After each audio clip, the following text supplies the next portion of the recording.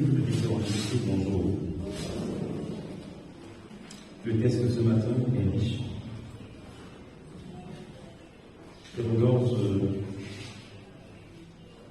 je dirais, une fortune pour tous ceux qui aiment le Seigneur. Le capitule est un des versets qui m'a marqué. Il y en a deux, je vais lire 2, verset 27 et le verset 39. Jésus leur dit, je vous l'ai déjà dit, et vous n'avez pas écouté. Pourquoi voulez-vous encore entendre? Voulez-vous aussi devenir un de ces disciples? 39. Puis Jésus dit, je suis venu dans le monde pour un jugement, pour que ceux qui voient ne voient. Je suis venu pour un jugement, pour que ceux qui ne voient point voient, et pour que ceux qui voient deviennent aveugles. Amen. Quelle est ta position? Jésus est venu pour établir le jugement, afin de rendre aveugles les voyants et de faire voir les aveugles. Es-tu voyant ou aveugle? Il y a des conditions où il est préférable de se comporter, ou alors de prendre, d'occuper la position, la posture de l'aveugle. Amen. C'est un texte très riche. 6 fois dans la Bible de l'Ancien Testament, on nous parle de la guérison des aveugles.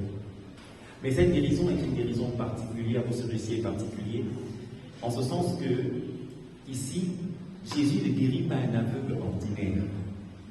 Il guérit un aveugle de naissance. Il y a une différence, n'est-ce pas, entre quelqu'un qui est né malade, avec une maladie incurable, et quelqu'un qui entre-temps attrape une maladie. Celui qui entre-temps attrapé a quand même goûté au bonheur. C'est différent, n'est-ce pas, entre quelqu'un qui n'a jamais vu et quelqu'un qui a vu et un temps a cessé de voir. Au moins, il a eu l'occasion d'apprécier la vie, d'apprécier les différentes couleurs. Mais cet homme n'avait jamais vu. Jamais. Et on sait ce que dans la culture juive, les handicaps tels que la cécité, la paralysie, la lèpre et certaines maladies bizarres engendraient. Quand on était considéré comme handicapé, on ne pouvait pas entrer au temple. C'était triste, n'est-ce pas?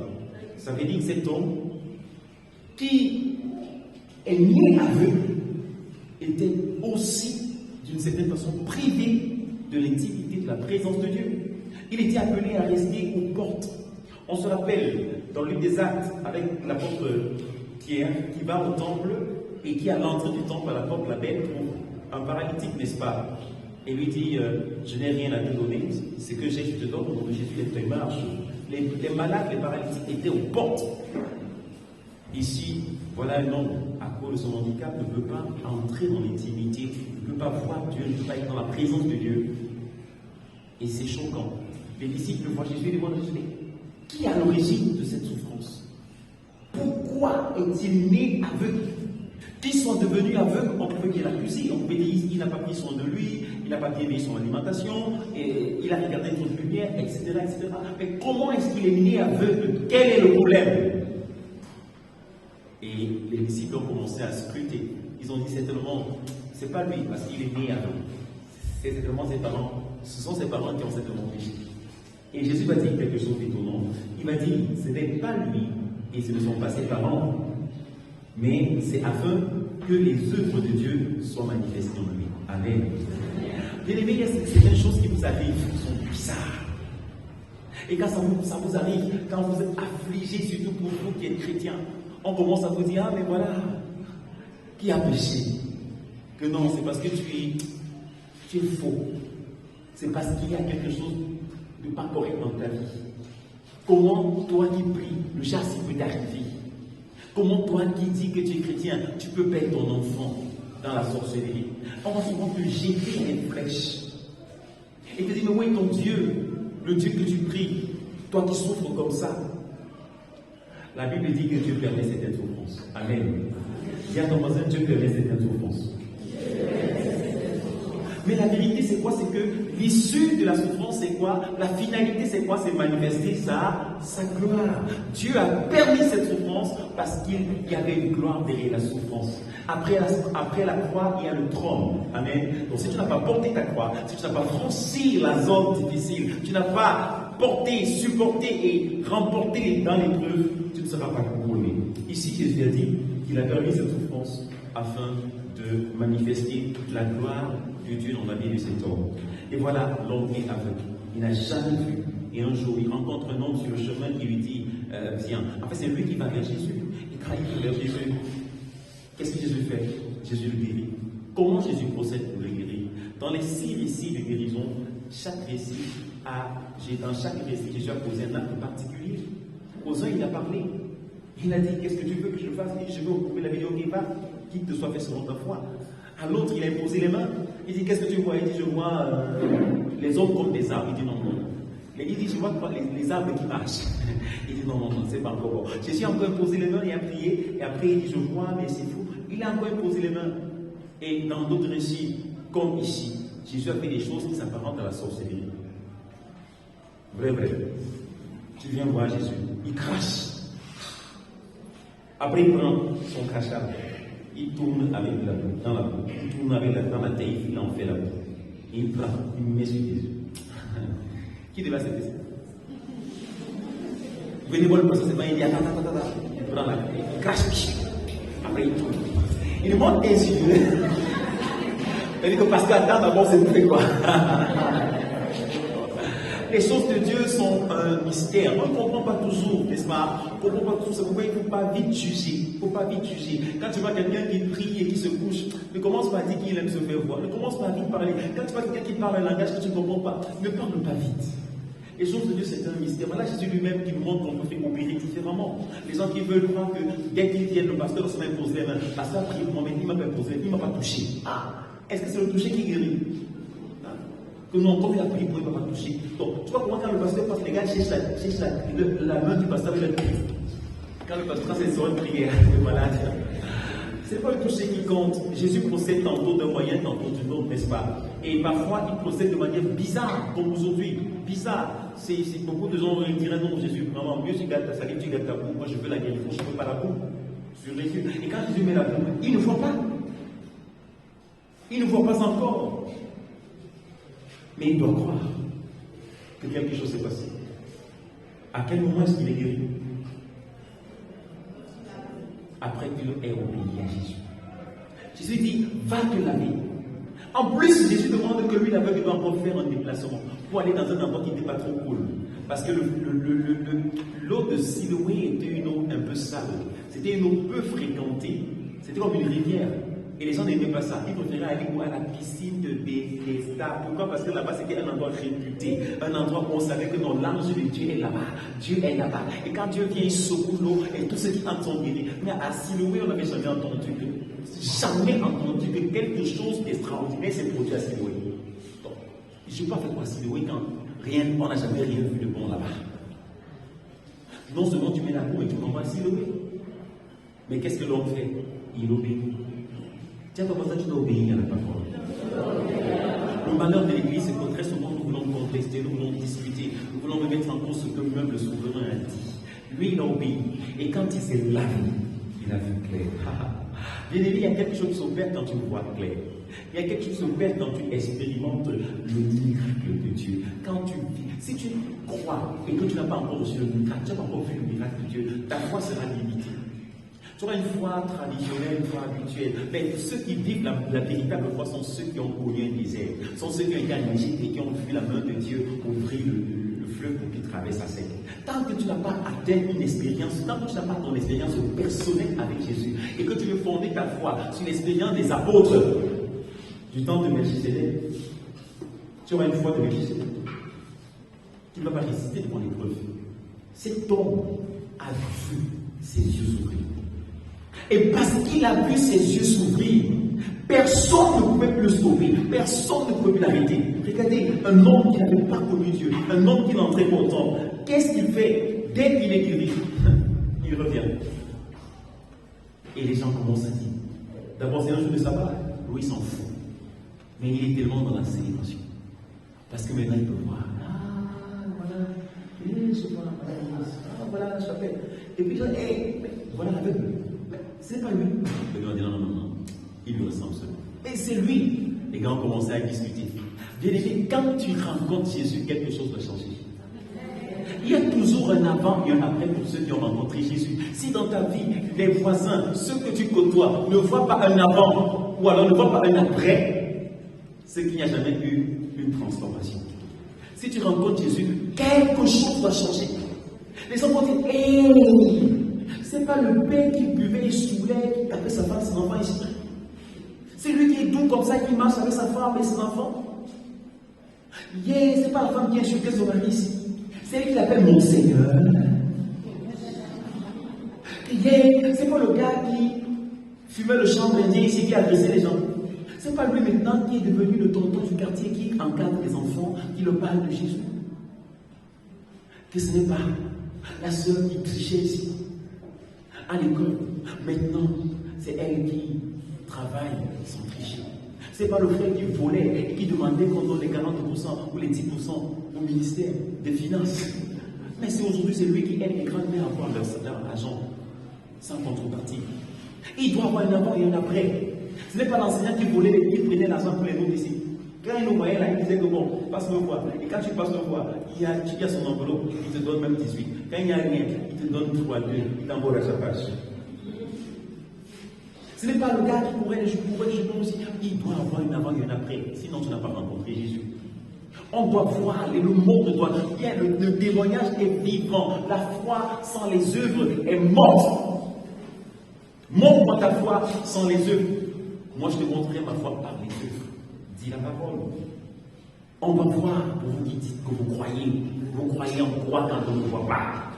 Tu volais, tu voles encore. Tu trichais, tu triches. Tu forniques, tu forniques. Il n'y a pas encore une après. Il n'y a pas encore une après. Ça veut dire que tu es encore en Égypte. Alléluia. Comment savoir que je suis sauvé? Quand les gens ne me reconnaissent plus. Quand il y a eu une transfiguration. On est passé d'un état à un autre. Et quand les gens disent, est-ce que c'est lui? D'autres, non, ce n'est pas lui. Est-ce que c'est lui? Lui-même, qu'est-ce qu'il dit de lui? Il n'a pas peur de ça, il n'a pas honte de son identité. Il affirme son identité. Il dit à tout le monde, c'est moi, c'est moi. J'étais aveugle, j'étais fornicateur. Si tu as peur de dire ce que tu faisais hier, ça veut dire que tu n'as pas encore changé. Si tu as peur de dire que avant je sortais avec les femmes des gens, ça veut dire que tu es encore dedans. C'est encore là, tu vas encore faire ça s'il y a l'occasion. Mais quand tu viens dire, je faisais, même les gars te surveillent, on va voir. Tu dis que tu faisais, on va voir si tu conjugues ça au bout. On va voir si c'était aussi, tu conjugues vraiment au passé ou si à présent continue. Bien-aimé, il témoigne de son nouvelle identité, de sa nouvelle position. Il dit, c'est moi, j'ai changé. Et quand il le fait, les gens le reprennent pour le fait d'être. On l'amène devant les pharisiens. Les personnes qui sont supposées étudier la parole de Dieu, qui sont supposées enseigner la parole de Dieu. Que font les pharisiens? Les pharisiens vont tout faire pour ternir la gloire de Dieu, pour arracher à Jésus la gloire. Ils vont faire comme s'ils aiment trop Dieu. Ils vont dire non, mon fils. Peut-être quelque chose s'est passé, mais donne gloire à Dieu et ne dis pas que c'est Jésus. Le problème dans l'humanité n'est pas Dieu. Tout le monde parle de Dieu. Les bouddhistes parlent d'un Dieu. Les musulmans parlent d'un Dieu. Les témoins de Jéhovah parlent d'un Dieu. Les chrétiens parlent d'un Dieu. Les animistes, les gens du village parlent aussi d'un chi, d'un Dieu. Mais la différence c'est Jésus. Ils ne reconnaissent pas en Jésus leur Dieu. Ils ont tout fait pour taire cet homme. Ils disent que c'est Dieu, mais ne disent pas que c'est Jésus. Prie au nom de Dieu, ne parle pas de Jésus. Pourquoi? Parce que c'est le nom de Jésus qui dérange. Mais cet homme a compris qu'il n'y avait que Jésus pour nous ouvrir les yeux. Il n'y avait que Jésus pour venir jusqu'à lui. Alors il a dit, je ne me tairai point. Et on lui dit, bon, qui t'a ouvert les yeux? Il dit, c'est cet homme. Je ne le connais même pas. Je ne connais pas son nom. Mais je sais seulement qu'il m'a pris la boue, il a mis sur mes yeux et il a lavé. On dit, non, mais comment il a fait? Après, on demande encore, comment il a fait? J'aime bien la réponse de cet homme. Quand on lui demande pour la troisième fois, comment Jésus a fait? Qu'est-ce qu'il répond? On commence par dire que Jésus est un pécheur. Quand on dit que Jésus est un pécheur, c'est lui qui enfant Jésus. Il dit que c'est je ne sais pas. Je ne sais pas s'il était un pécheur ou s'il était un juste. Mais ce que je sais, c'est que Dieu n'exauce pas les pécheurs. S'il était pécheur, il n'aurait pas fait ce que vous n'arrivez pas à faire. Vous dites que vous êtes H. Les gars sont sortis, accusés, indécis. Après, le gars va plus loin, au verset 27. J'aime le verset 27. Il dit, je vous l'ai déjà dit. Et vous l'avez pas écouté. Pourquoi voulez-vous l'entendre encore? Voulez-vous aussi devenir ses disciples? Amen. Il demande quoi? Il demande à ses maîtres s'il veut devenir disciple de Jésus. Ce que son père n'a pas eu le courage de faire, son père l'a exposé. Quand on demande à son père, est-ce que c'est bien là ton enfant? Et si c'est ton enfant, dis-nous, est-ce qu'il est vraiment né aveugle? Et dis-nous encore, s'il est né aveugle, comment il fait pour voir? Le père dit, pour ce qui est, demandez que c'est mon enfant, je suis sûr. J'ai une seule chose, c'est mon enfant. Dès qu'il est né aveugle, je suis sûr, il est né aveugle. Mais demandez-moi comment il va, comment il voit, moi-même je ne sais pas. Vraiment, il a l'âge, il va assumer. La Bible dit que le père ne disait pas ça pour rien. Il savait qu'il avait guéri l'homme, mais il avait peur d'être expulsé de la synagogue. C'était parce qu'il voulait préserver un certain intérêt, une certaine position de confort, qu'il a refusé de témoigner. Quand il dit, demandez-lui, il a l'âge. Parce que, vraiment, il peut répondre, il peut dire qu'il a guéri. Et quand on se tourne vers l'homme, il dit, mon frère, je vous ai déjà dit beaucoup de fois, vous me demandez encore comment. C'est sûr que vous voulez devenir les disciples de Jésus. Donc il sait qu'il y a la possibilité qu'on le chasse de la synagogue. Mais en fait, il est prêt à être chassé pour Jésus. Amen. Amen. Il est prêt à tout affronter pour Jésus. C'est formidable. Cet homme, quand il a rencontré Jésus, il affronte l'incrédulité des hommes. Il affronte la méchanceté des hommes. Si vraiment tu es enfant de Dieu, alors tu seras prêt à donner ta vie pour tes frères. Donner ta vie pour le Seigneur. Tu seras prêt à marcher, à parler de lui. Quand les parents, les gens vont démissionner, vont se cacher pour rechercher un confort, une position, rechercher le matériel, tu seras prêt à dire, c'est lui qui a fait. Tu n'as pas honte de Jésus. Cet homme, cet homme aveugle qui était devenu un témoin audacieux de Jésus. Il a affirmé sa foi à une reprise. On a tout fait pour le faire taire. Regardez, au verset 28, on lui dit quoi? On dit, ils l'injurièrent et dit, c'est toi qui es son disciple, nous sommes disciples de Moïse. Ils ont insulté l'homme. On lui a fait des menaces en lui demandant de lui parler de ce Jésus de cette façon. On l'a repris pour le faire taire. Et en fin de compte, on dit qu'on l'a expulsé de la synagogue en le traitant d'abruti. Tu n'es qu'un enfant et tu veux nous enseigner la parole au point de dire que c'est nous qui sommes dans l'erreur, au point de dire que c'est nous qui ne croyons pas, au point de dire que c'est nous qui sommes pécheurs. Tu n'es qu'un enfant. Allez, sors, il ne revient plus. Mais la Bible dit quelque chose de formidable. Au verset 35. Jésus a appris qu'il l'avait chassé. Et l'ayant rencontré, il lui dit, crois-tu au Fils de Dieu? Jésus est au courant de votre situation.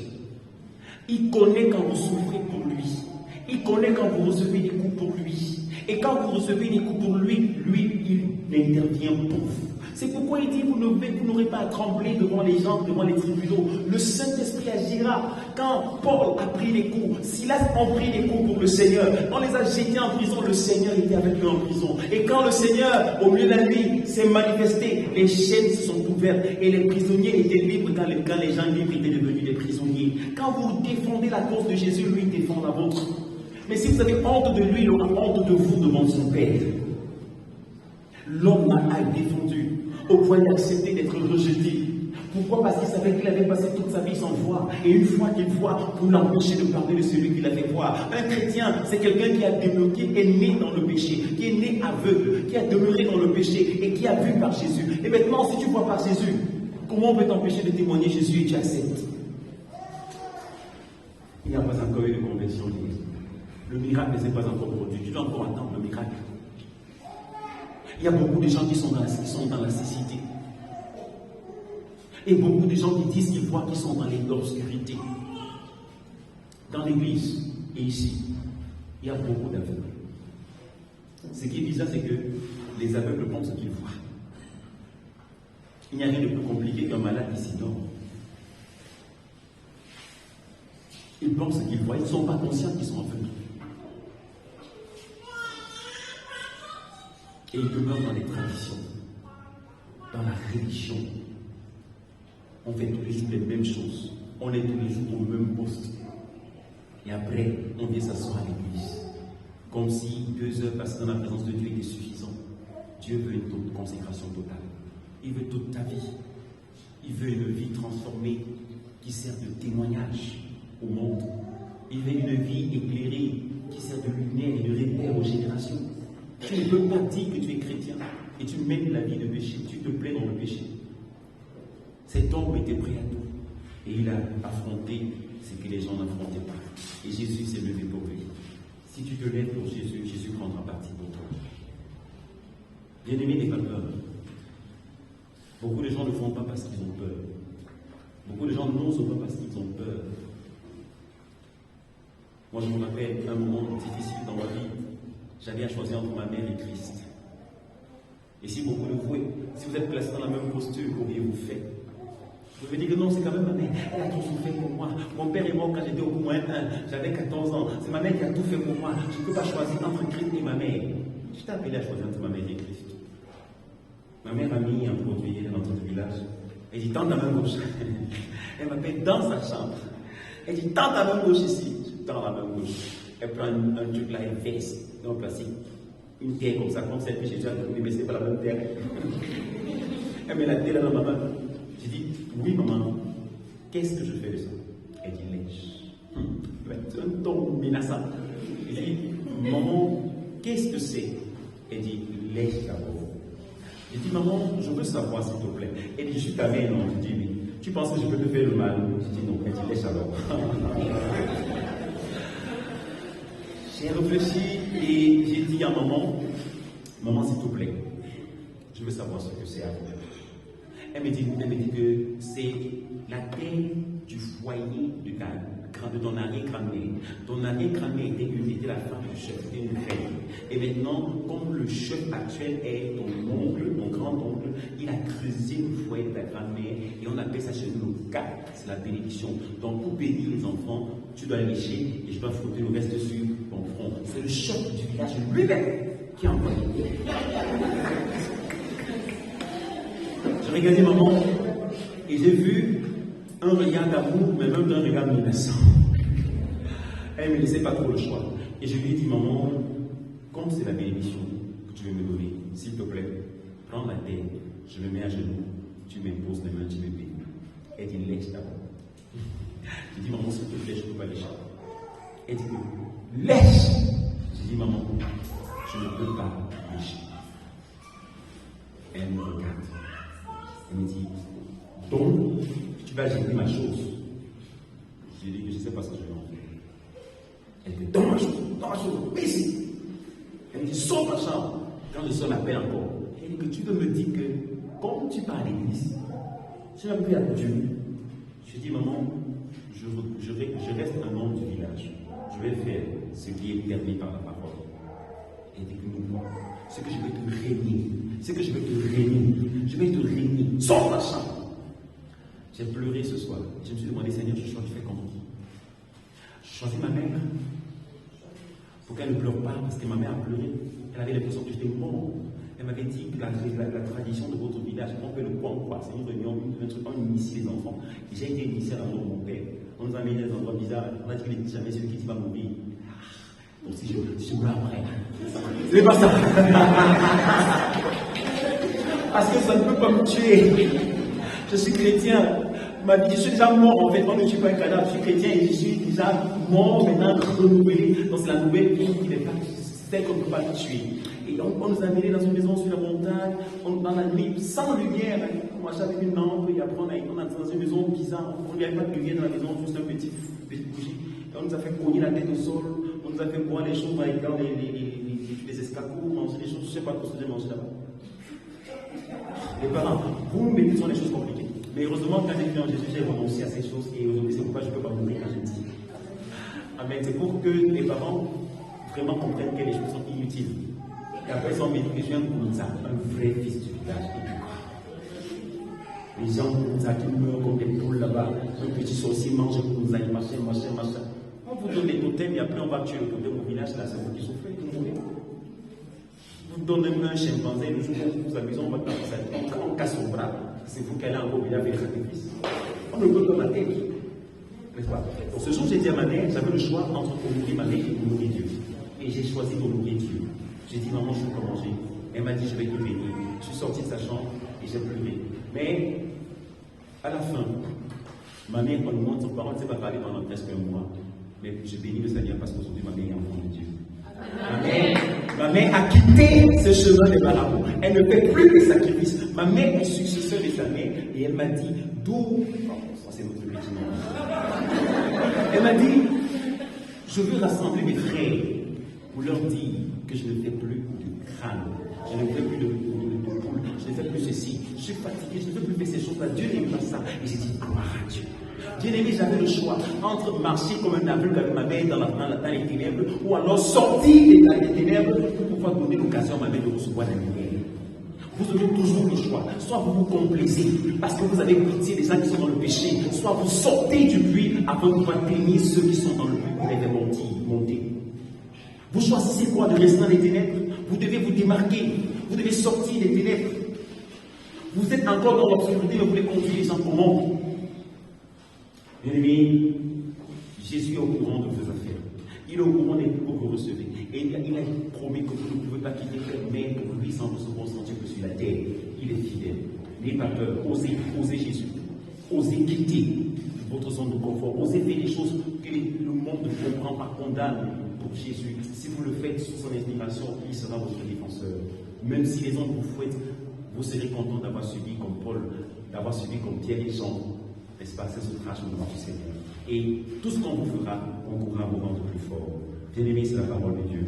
Jésus s'est souvenu de lui. Et quand Jésus vient à sa rencontre, Jésus viendra toujours à la rencontre des personnes qui sont sincères. Si vous êtes sincère pour Jésus, il viendra à votre rencontre. Ne pleurez plus sur votre situation, parce que vous avez refusé peut-être de vous compromettre et aujourd'hui on vous insulte. Ne pleurez pas sur votre situation. Jésus, lui, vient au secours de ceux qui sont seuls. Si vous êtes seuls, tournez-vous vers lui, défendez-le, même dans le secret, et il sera là pour vous rencontrer sur le chemin de la solitude. Il est le Dieu des gens qui sont abandonnés. Il est le Dieu des délaissés. Il est le Dieu des laissés pour compte. Il est des gens de Dieu, des personnes que la société a condamnées.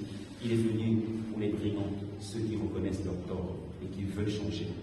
Et quand cet homme rencontre Jésus, il dit à Jésus, il lui demande une seule chose: est-ce que tu crois au Fils de Dieu? Il n'a pas demandé est-ce que tu crois en Dieu. Le gars dit, Seigneur, je cherche ce Fils de Dieu. Qui est-ce qu'il est? Il dit, c'est moi qui te parle. Alors qu'est-ce que l'homme a fait? L'homme s'est prosterné. Dis à ton voisin, il s'est prosterné. Verset 38, il dit, je crois, Seigneur. Et il se prosterna devant Jésus. Bien-aimé, si tu crois, tu dois t'abaisser. Quand tu crois, tu deviens le serviteur. Ce n'est pas toi qui dirige. Prosterner, c'est s'arrêter, s'abandonner, se jeter face contre terre. Quel avait ça pour Jésus? Il s'est jeté face contre terre pour dire, je ne suis rien, sauf ta grâce. C'est ce qu'il a fait. Il s'est jeté. Aucun disciple qui marchait avec Jésus n'a fait ça. On ne dit pas que Pierre s'est prosterné devant Jésus, mais un homme qui a vu de se prosterner. Amen. Un homme qui est sorti de la cécité de se prosterner. Un véritable adorateur, un cœur d'adorateur de se prosterner. Vous n'êtes rien devant Dieu. Quand vous venez ici à l'église, vous n'êtes rien devant Dieu. Ce n'est pas une injure, c'est la vérité. Qui êtes-vous? Qu'êtes-vous devant le Seigneur? Pourquoi quand on dit acclamer le Seigneur, vous prenez un téléphone, le trousseau des clés, ça fait 2 doigts pour vous acclamer Dieu. Les gars se prosternent pour adorer. C'est parce que tu n'as pas encore vu, tu es encore dans les ténèbres. Quelqu'un qui voit sait qu'il n'est rien et qu'il doit tout à Dieu. Alors sa vie est une adoration, sa vie est une offrande, son service, tout ce qu'il fait, c'est pour élever l'Éternel, élever Jésus. Ce jour où nous ne parlons pas de Dieu le Père, nous parlons de Dieu le Fils, Jésus. Celui que beaucoup de gens ont rejeté, c'est par lui seul qu'on sera sauvé. Si tu ne crois pas que Jésus est venu en chair et Dieu, alors tu es dans les ténèbres. Si tu n'as pas reçu Jésus-Christ, tu n'es pas dans la famille de Dieu, parce que c'est lui, Jésus, qui nous fait naître dans la famille de Dieu. Bien-aimé, que ta foi soit visible par les actes que tu poses et par la vie que tu mènes. Amen. Amen. Voilà le message que je vous donne. Nous devons croire que notre foi doit être traduite par les actes. Si tu vois, on doit voir l'avant et on doit voir l'après. On doit sentir que tu n'es plus le même. Donc, quand tu vas rentrer ce soir, il faut que ton mari sente que tu n'es plus le même. Quand il va t'insulter, tu dis mon Seigneur. Il va te frapper, tu dis tu es mon chef. Et je te serai soumise. Les hommes, quand la femme, on n'a pas dit aux hommes de frapper, un homme qui frappe sa femme est un lâche et un immature. Un homme qui frappe sa femme est un lâche et un immature. Dieu donne le muscle pour protéger ta femme, tu veux l'utiliser pour la détruire. Et une femme qui insulte son mari est une immature. Dieu te donne le cœur et la bouche pour célébrer, pour louer ton mari, pour dire mon mari est bon. Il donne un ronfleur. Il ne sait même pas. Il ne sait pas comment s'occupe d'une femme. Non, Dieu t'a donné la langue facile pour que tu passes ton temps à célébrer ton mari. J'ai le plus beau des maris, j'ai le héros. Quand il se lève, il me protège. Même frère, Dieu nous a donné. Il faut qu'on sente. Quand tu vas rentrer, il faut que les enfants qui te réveillent, quand ils rentrent, qu'on sente qu'ils sont chez moi maintenant. Qu'avant, ils étaient peut-être là, mais aujourd'hui, ils ont rencontré Jésus et leurs yeux se sont ouverts sur la réalité. S'il n'y a pas une différence, si le monde est païen ne reconnaissent pas qu'il y a quelque chose qui a changé, ça veut dire que tu es encore païen. Donc, aujourd'hui, on doit voir quelque chose de différent. Et à compter de ce jour, chaque jour, le monde sera étonné par ce qu'ils feront au travers de moi. Amen.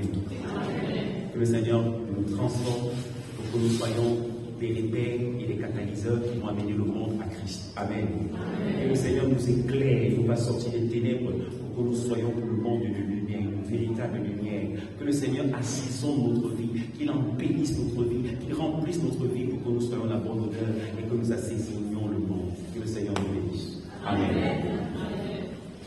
Je crois en Dieu, le Père puissant, créateur du ciel et de la terre. Je crois en Jésus-Christ, son Fils unique, notre Seigneur, qui a été conçu du Saint-Esprit et élevé de la Vierge Marie.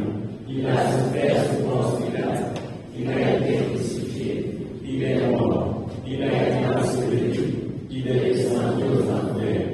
Le troisième jour, il est ressuscité de mort, il est monté au ciel, il siège à la droite de Dieu, le Père Tout-Puissant. Il reviendra de là où juger les vivants et les morts. Je crois au Saint-Esprit, je crois à la Sainte Église universelle, à la communion des saints, la rémission des péchés, à la résurrection de la chair et à la vie éternelle. Amen. Dis à ton voisin, j'étais aveugle, maintenant je vois.